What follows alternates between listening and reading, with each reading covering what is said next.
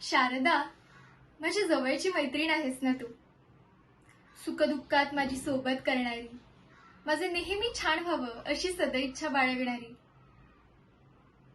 नुसतंच प्रेम नाही, कधी कधी रुसून बसतेस तू. अगं, आई सुद्धा अशीच आहे. माझ्या बाबतीत जरा अधिकच हळवी येते. 9 महिने तिने मला पोटात वाढवले. मी जगावं म्हणून आईने केलेल्या प्रत्येक संघर्षाची मला जाणीव आहे आणि त्यासाठी मी तिची ऋणी आहेच.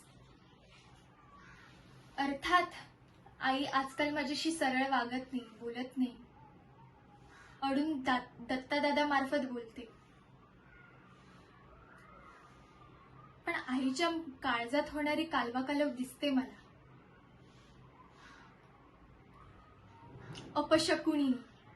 अपशकुनी म्हणून माझी कुचंबणा होते, अपमान होतो.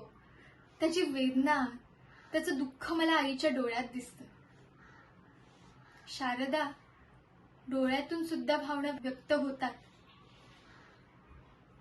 मला त्रास होतो, पण आईला त्याचा शतपट त्रास होतो.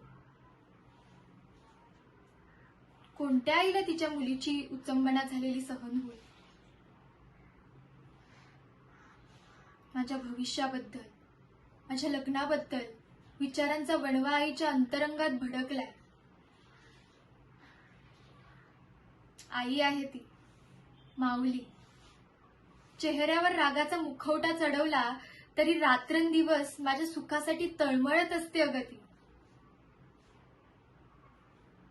हा, आता कधी कधी माझ्याशी टोचून बोलते, पण माझ्यावर नाही, स्वतःवर राग काढते. माझी आई माऊली, देवा मला शक्ती दे. माझ्या हातून असं काहीतरी घडू देत की ज्याचा आनंद माझ्या आईच्या चेहऱ्यावर दिसेल. मला आईला हसताना बघायचंय, आनंदी बघायचंय. माझं दुःख मला जवा एवढं वाटतं शारदा, आईचं दुःख आभाळा एवढं.